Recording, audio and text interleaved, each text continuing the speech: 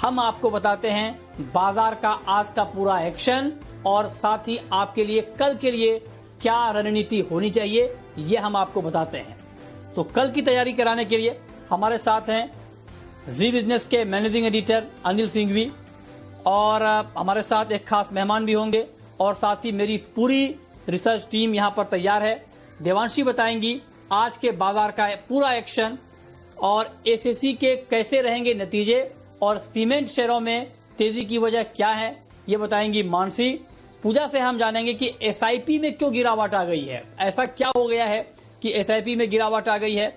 और संदीप बताएंगे कि कोरोना से जंग में चीन के खिलाफ दूसरे देशों ने क्या कदम उठाए हैं और कुशल हमें बताएंगे कि इंफोसिस के नतीजे कैसे रहे। तो ये तमाम चीजें हम जानेंगे, लेकिन सबसे पहले बात करते हैं आज के बाजार का कि आज बाजार का हाल कैसा रहा है। तो हफ्ते के पहले कारोबारी दिन बाजार तेज उतार चढ़ाव के साथ कारोबार करता रहा। निफ्टी मामूली गिरावट के साथ 9,250 के ऊपर बंद होने में कामयाब रहा। वहीं सेंसेक्स में भी मामूली बढ़त देखने को मिली। हालांकि निफ्टी बैंक, गौर कीजिए, निफ्टी बैंक सेंचुरी लगाकर बंद हुआ है। तो ये मार्केट में आज का एक्शन हमने देखा है। लेकिन एक्शन आज कमोडिटी मार्केट में रहा, खास करके कच्चे तेल में, क्योंकि क्रूड मार्केट में कोहराम मचा हुआ है और अमेरिका में WTI क्रूड का भाव 40% तक टूट गया है। जी हां, बिल्कुल आप ठीक सुन रहे हैं, 40% तक की गिरावट क्रूड में आ गई है और WTI क्रूड का भाव इंट्राडे में $11 के भी नीचे लुढ़क गया। MCX पर कच्चा तेल 30% से ज्यादा की गिरावट के साथ बंद हुआ है। हालांकि WTI और MCX क्रूड के मुकाबले ब्रेंट की गिरावट कम है। ब्रेंट में 7 से 8% की गिरावट आई है। $27 के आसपास क्रूड में ट्रेड हो रहा है। जिस तरह से ओवर सप्लाई के हालात बने हैं, अमेरिका में स्टोरेज की दिक्कत है, उसका बड़ा इंपैक्ट हमने क्रूड की कीमतों पर देखा है। 30% तक कोरोना की वजह से क्रूड की डिमांड घटने की बात की जा रही है। चलिए, ये बात होगी क्रूड की, लेकिन अब आपको बताते हैं कि आज के मार्केट में FIIs और DIIs ने कितनी खरीदारी और बिकवाली की है। तो FIIs की बात करें तो विदेशी संस्थागत निवेशकों ने कैश मार्केट में 266 करोड़ रुपए की बिकवाली की है। वहीं DIIs यानी घरेलू संस्थागत निवेशकों ने 789 करोड़ रुपए की बिकवाली की है।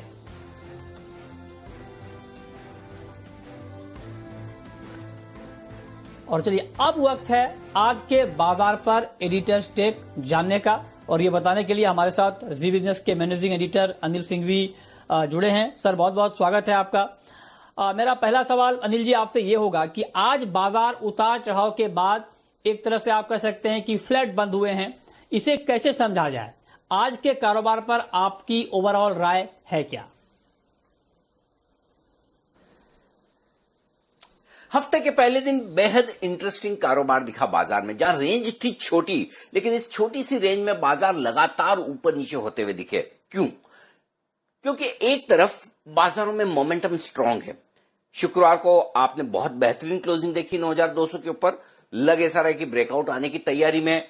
मोमेंटम स्ट्रांग है, खराब खबरों पर बाजार का रिएक्शन कम है, तेजी और अच्छी खबरों पर बाजार तुरंत भाग रहा है। तो यानी कि लोग खरीदने के लिए तैयार हैं, मन बनाकर बैठे हैं। तो इस लिहाज से हर गिरावट पर तुरंत खरीदारी आती है। लेकिन दूसरी ओर जब आज सुबह हम हफ्ते की शुरुआत करें तो फिर वही कोरोना को लेकर आंकड़े अच्छे नहीं, न अमेरिका के, न दुनिया भर के, न हिंदुस्तान के।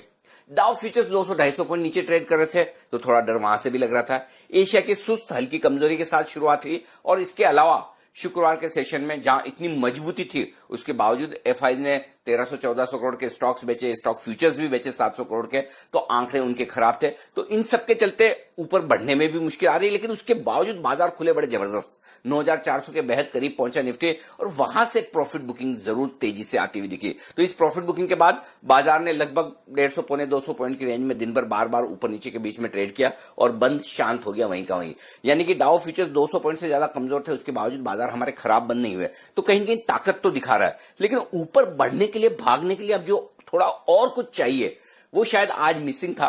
तो आगे के नए ट्रिगर्स का इंतजार है। लेकिन आज के सेशन को आप ये कह सकते हैं कि दोनों ही तरफ का सेशन था। तेजी करने वालों के कॉन्फिडेंस को भी टेस्ट कर रहा है बाजार, और मंदी करने वाले लोग जो हैं, जो प्रॉफिट बुक करना चाहते हैं, बेचना चाहते हैं, उनकी सप्लाई भी बाजार में जो है वो एब्जॉर्ब हो रही है। तो बराबरी की टक्कर है। अब देखते हैं कल क्या कुछ होता है। ओके, तो ये आज के मार्केट पर ओवरऑल व्यू आपको बताया गया है। लेकिन अब जानते हैं कि ऐसी कौन कौन सी खबरें रही जिन खबरों के दम पर आज मार्केट में हमने एक्शन देखा है, और ये बताने के लिए हमारे साथ देवांशी आशर मौजूद हैं। देवांशी, बताइए आज ऐसी कौन कौन सी खबरें रही जिसके दम पर अलग अलग सेक्टर में हमने एक्शन देखा है? बिल्कुल, आज देखिए क्लोजिंग काफी सपाट होते हुए दिखी, लेकिन दिन भर की अगर बात करें तो वोलेटाइल सेशन जरूर देखने मिला था। सबसे पहले आप निफ्टी पर नजर करें, टाटा मोटर्स, सन फार्मा, HDFC बैंक, NTPC जैसे कुछ स्टॉक्स थे जहां से थोड़ा सा सहारा जरूर मिलता हुआ दिखा। लेकिन दूसरी तरफ Hindalco, axis bank, ICICI bank, ITC, Grasim जैसे स्टॉक्स थे जिन्होंने ऊपर से निफ्टी पर थोड़ा सा दबाव बनाया, यानी कि थोड़ा सा ऊपर से ड्रैग होते हुए दिखे। साथ ही आज अगर इंडाइसिस की बात करें, सरकारी बैंक्स में सबसे ज्यादा तेजी देखने मिली थी। उसमें भी अगर आप देखिए central bank, UCO bank, IOB, ये सभी के सभी स्टॉक्स में 10% से ज्यादा के गेन्स हमें देखने मिले थे। साथ ही PNB, bank of Baroda intraday basis पर देखिए 5 से 6% तक की तेजी हमें देखने मिली थी। वहीं अगर लूजर्स की बात करें आज की ट्रेडिंग सेशन में, हिंडाल्को, JSW स्टील, साथ ही NMDC, वेदांता, ये सभी के सभी स्टॉक्स थे जहां पे लाल निशान के साथ ट्रेड होता हुआ दिखा। और मेजर लूजर आज मेटल इंडेक्स बनता हुआ दिखा। FMCG जो कई दिन से हम देख रहे हैं लगातार तेजी के साथ ट्रेड करता हुआ दिखा, आज वो भी थोड़े से ठंडे होते हुए दिखे। प्रॉफिट बुकिंग दिखी है, उसमें भी Emami, Godrej consumer, Nestle, Jubilant food जैसे स्टॉक्स लाल निशान के साथ ट्रेड करते हुए दिखे। NBFCs में कई ऐसे स्टॉक्स थे जो हरे निशान में थे, लेकिन चोलामंडलम फाइनेंस और श्रीराम ट्रांसपोर्ट दोनों स्टॉक्स में 10% से ज्यादा की गिरावट देखने मिली थी। मेटल्स में सिर्फ एक स्टॉक था नैल्को जिसमें आज तेजी के साथ ट्रेड होता हुआ दिखा। इसके अलावा 52 वीक हाइस की अगर बात करें तो बायोकॉन, GMM, पॉडलर जैसे स्टॉक्स थे जिसने आज 52 वीक हाइस पर ट्रेड करते हुए दिखे। और साथ में सीमेंट स्टॉक्स, क्योंकि ECC के नतीजे आने वाले हैं, और साथ ही कुछ सीमेंट कंपनीज हैं जिन्होंने अपना कामकाज आज से शुरू कर दिया है, इनको मंजूरी मिली है। और इसके चलते मगलम सीमेंट, स्टार सीमेंट, हेडलबर्ग भी आप देखिए, ये सारे के सारे स्टॉक्स थे जो हरे निशान के साथ ट्रेड करते हुए दिखे। ओके, तो ये देवांशी ने आपको बताया कि खबरों के दम पर कहां पर एक्शन देखा है। लेकिन अब रुक करते हैं अपने खास मेहमान संदीप जैन साहब का, ट्रेड स्विफ्ट ब्रोकिंग के हैं। संदीप जी, बहुत बहुत स्वागत है आपका कार्यक्रम में। संदीप जी, आपका रिएक्शन आज के मार्केट पर ओवरऑल क्या होगा? क्या आपको लगता है कि मार्केट में अब कुछ अच्छे संकेत मिलने शुरू हुए हैं? आप क्या मानते हैं? देखिए, मार्केट में आज एक अजीब सी एक सुस्ती थी और रेंज बाउंड वॉलेटिलिटी थी, यही मानूंगा मैं। और जैसा कि अनिल जी भी कह रहे थे कि नीचे के लेवल्स पे कुछ बाइंग भी थी और कुछ PSU स्टॉक्स अच्छा कर रहे थे, बट जो पहले आउट परफॉर्म कर रहे थे जैसा कि HUL और पीडीलाइट, एशियन पेंट, ये स्टॉक्स बहुत ज्यादा परफॉर्म नहीं कर रहे थे। तो मुझे ऐसा लगता है कि कहीं ना कहीं एक मार्केट जो है ऊपर की साइड जाने की पूरी कोशिश कर रहा है और डाउन साइड कहीं ना कहीं रेस्ट्रिक्टेड लग रही है, जो कि मुझे ऐसा लगता है कि ये जो कटान है, वीकली कटान 23 तारीख को होती है, ये करीब 8,750 से लेकर 9,000 का ये जो रेंज है, इसमें कहीं ना कहीं एक अच्छा सपोर्ट लेगी। और ऊपर का साइड जो है मुझे लगता है कि 9600, 9700 तक भी निफ्टी जा सकता है। सो ओवरऑल लेट्स सी किस तरीके से अब आगे चीजें पैन आउट होती है। बट ये भी आज देखिए क्रूड में बहुत बड़ी गिरावट आई है, डॉलर मजबूत हुआ है, तो आगे मार्केट वॉलेटाइल रहेगा ये क्लियर है। बट साथ साथ विक्स भी नीचे आया है, तो बहुत सारी चीजें वैसे फेवर में है। मुझे लगता है कि बाइंग कैश मार्केट में अच्छी हो रही है, कुछ स्टॉक स्पेसिफिक एक्शन बहुत बढ़िया दिख रहा है। आपको लगता है कि कैश मार्केट में अच्छी बाइंग हो रही है संदीप जी? तो फिर आप जरा सर ये बताएं कि कल के कारोबार के लिए इंट्राडे पिक आपकी क्या होगी? और दूसरा सवाल मेरा ये कि अगर किसी को पोजिशनल ट्रेड करना है तब आप क्या रिकमेंड करेंगे, इंट्राडे और पोजिशनल? या जैसा कि मैंने कहा कि कुछ स्टॉक स्पेसिफिक एक्शन और सेक्टर स्पेसिफिक एक्शन दिख रहा है और कहीं ना कहीं मुझे ऐसा लगता है कि फाइनेंशियल्स में ओवरऑल मजबूती नहीं बनेगी जल्दी से। और मैंने सेल कॉल में एक बाटा और पिरामिल एंटरप्राइजेस दोनों में से चुनना था, तो मैंने बाटा संभाव नहीं चुना, बट पिरामिल एंटरप्राइजेस जो कि एक NBFC है और वहां पे अगर सेल करके चले तो 877 के लगभग भाव है और 850 से लेकर 830 तक के टारगेट्स के लिए स्टॉक को सेल किया जा सकता है और 905 का इस पे स्टॉप लॉस लगे है। और पोजिशनल में मैंने प्लस की कॉल ली है, जैसा कि मैंने कहा कि कैश मार्केट में कुछ अच्छा बाइंग एक्शन और कुछ PSU स्टॉक्स अच्छा भी परफॉर्म कर रहे हैं, तो मैंने पोजिशनल कॉल के तौर पे राइट्स को लिया है जो कि बेहतरीन स्टॉक है, रेलवे मिनिस्ट्री के अंडर में आता है और बहुत अच्छा परफॉर्मर रहा है और 265 के लगभग भाव है और 255 का स्टॉप लॉस लगा है और 280 से 290 के टारगेट्स। तो रिस्क रिवॉर्ड रेशियो भी बहुत अच्छा है और पोजिशनल पिक के तौर पे ये मेरे हिसाब से रिजल्ट अच्छे दे सकता है। ओके, तो यहां पर आपको नजर रखनी है, संदीप जी ने आपको बताया। लेकिन अब चलते हैं कुशल के पास। इंफोसिस के मार्च तिमाही के नतीजे आ गए हैं, ये नतीजे कैसे रहे हैं जरा डिटेल में बताएं कुशल।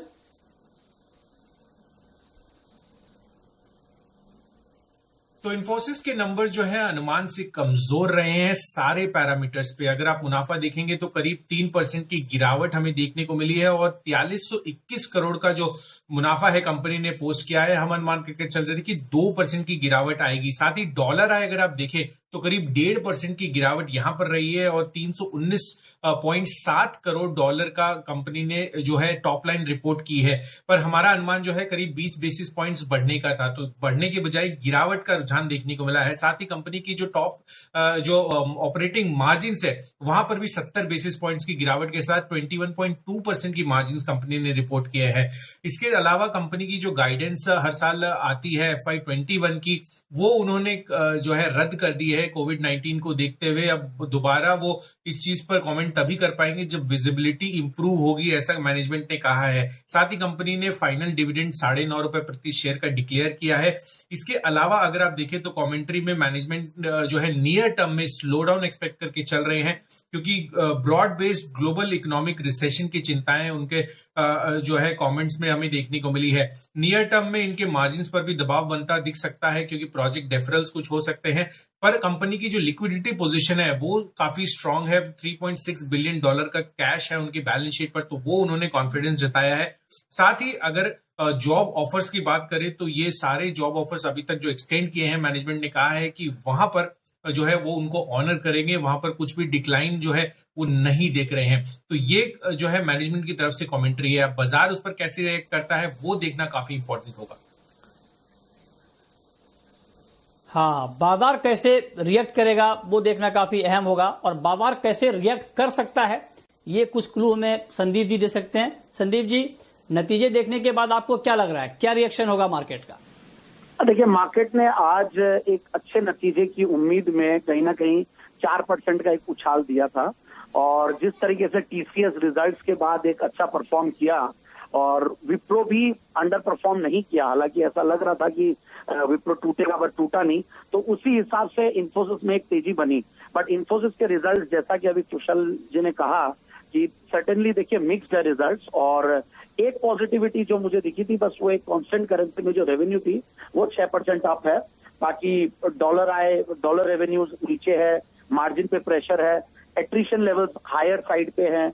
तो मुझे लगता है कि, और जो साथ में उन्होंने जो गाइडेंस नहीं दी, हालांकि टीसीएस ने एक गाइडेंस दी है कि हम दिसंबर तक बता नहीं सकते हैं, बट ओवरऑल इन्फोसिस पूरी चुप्पी रखी थी। बट फिर भी मुझे ऐसा लगता है कि डाउन साइड बहुत ज्यादा नहीं है।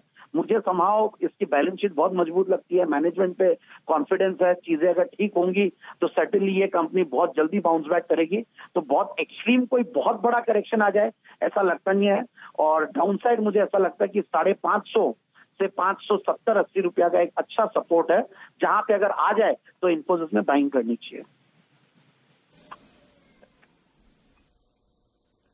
ओके, तो ये रहा इन्फोसिस के ऊपर। लेकिन कल, चूंकि आज इन्फोसिस के नतीजे आए, उसका क्या रिएक्शन होगा मार्केट का, कैसे नतीजे रहे, ये हमने आपको बताया। लेकिन कल नतीजे आने वाले हैं एसीसी के भी, और ये नतीजे कैसे रह सकते हैं इसका अनुमान लेकर हमारे साथ हैं मानसी दवे। मानसी, बताइए क्या उम्मीद है? बिल्कुल, मिले जुले नतीजों का अनुमान एसीसी से लगाकर चल सकते हैं, क्योंकि बिक्री में 12% की गिरावट देखने को मिलेगी, लेकिन मुनाफे के फ्रंट पर 10% तक का इजाफा देखने को मिलेगा। खास तौर से वॉल्यूम्स में जो गिरावट है, इसी के चलते बिक्री में गिरावट रहेगी, लेकिन रियलाइजेशंस में 2% की बढ़त का अनुमान हम लगाकर चल रहे हैं। उत्तर और पश्चिम भारत में कीमतें लगातार बढ़ रही हैं, जिसका फायदा सीधा मार्जिन और साथ ही मुनाफे को पड़ता दिखेगा। 13.5% से मार्जिन जो है 15% के ऊपर जाते हुए दिख सकते हैं, और साथ ही कीमतों में बढ़त साथ खर्चों में कमी का फायदा काफी हद तक नतीजों को पड़ता हुआ दिखेगा। खर्चों में कमी और मार्जिन में सुधार से मुनाफे को काफी हद तक सपोर्ट मिलेगा। कुछ चीजें जिन पर नजर रखनी है, कोरोना के चलते कंपनी और सेक्टर का प्रदर्शन कैसा रहेगा, वॉल्यूम्स और साथ ही सीमेंट की मांग पर खास तौर से हमारी नजर रहेगी। ओके, तो कैसे नतीजे आएंगे एसीसी के, ये हमने आपको बताया। लेकिन अब वक्त है ब्रेक का, और ब्रेक के बाद हम आपको बताएंगे कि कल के लिए आपकी रणनीति क्या होनी चाहिए, और साथ ही आपको बताएंगे ऑप्शन का एक बेहतरीन ट्रेड। आप देखते रहिए जी बिजनेस।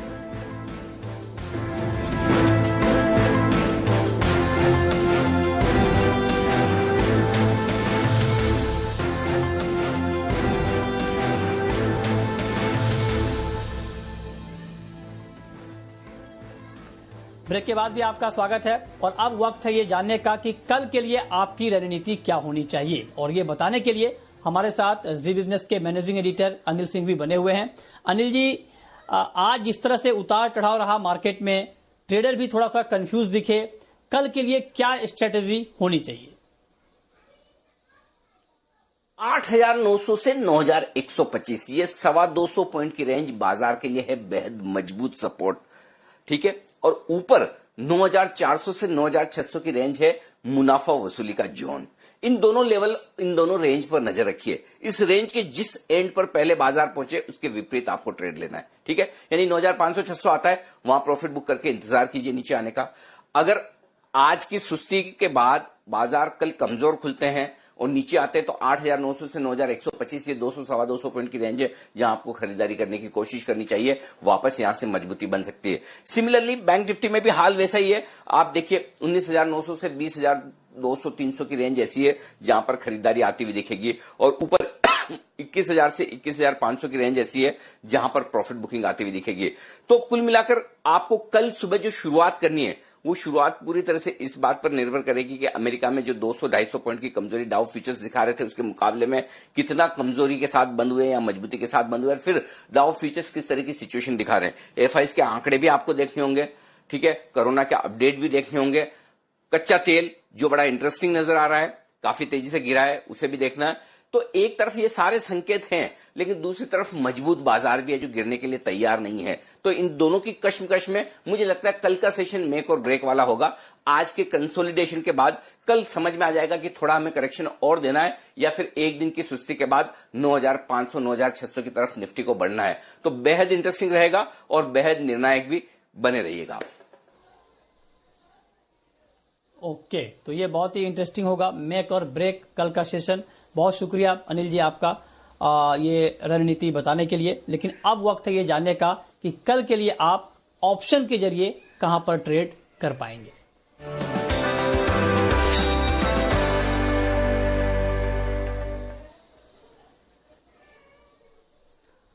और ऑप्शन की स्ट्रेटजी बताने के लिए हमारे साथ हैं kiranjadhav.com के किरण जाधव।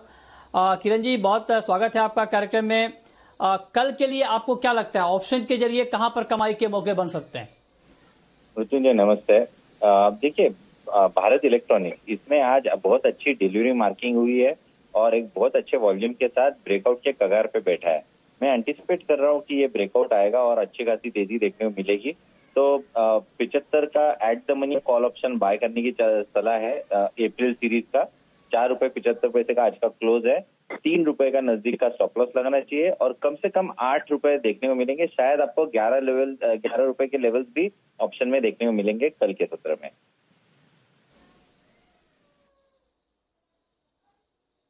ओके, ठीक है, ये ऑप्शन के जरिए आपको कहां पर कमाई के मौके बन सकते हैं ये आपने बताया। संदीप जैन साहब हमारे साथ लगातार बने हुए हैं। संदीप जी, आपने इंट्राडे और पोजिशनल की पिक तो बताई थी, लॉन्ग टर्म के लिए आपको अभी कौन सा शेयर सबसे ज्यादा अट्रैक्टिव दिखता है? देखिए, मुझे फार्मा स्टॉक ही अच्छा लगता है। मुझे ऐसा लगता है कि जिस तरीके से मैंने पहले आईटी, फार्मा, एफएमसीजी और हेल्थ केयर इन्हीं स्टॉक्स पे ज्यादा फोकस किया है, और फार्मा सर्टेनली देखिए काफी अच्छा डिफेंसिव सेक्टर और इस माहौल में फार्मा चलेगा। और एक स्टॉक है, बहुत ही फंडामेंटली अच्छा स्टॉक है, जो कि वैल्यूएशन के लिहाज से भी अच्छा लगता है। प्रॉफिट ग्रोथ भी देखें तो पिछले 3 साल में करीब 60% की कैगर से ग्रो कर रहा है। ROC करीब 24% है, ROE करीब 20% है, डिविडेंड भी देती है कंपनी। और नेटको फार्मा अगर आप देखें तो बहुत ज्यादा परफॉर्म भी नहीं किया, एक पहले अंडर परफॉर्मर था, तो मेरे हिसाब से नेटको फार्मा में बाइंग करनी चाहिए। 730 का टारगेट के हिसाब से इस स्टॉक को ले, आने वाले 3 से 6 महीने में ये स्टॉक ये टारगेट दिखा सकता है। ओके, बहुत बहुत शुक्रिया संदीप जैन साहब आपका, किरण जाधव जी आपका, और साथ ही मेरी पूरी रिसर्च टीम का बताने के लिए कि आज का मार्केट कैसा रहा, कल का मार्केट कैसा रह सकता है। तो फिलहाल इस बुलेटिन में इतना ही, वक्त है ब्रेक का, लेकिन ब्रेक के बाद भी खबरें लगातार जारी हैं। नमस्कार।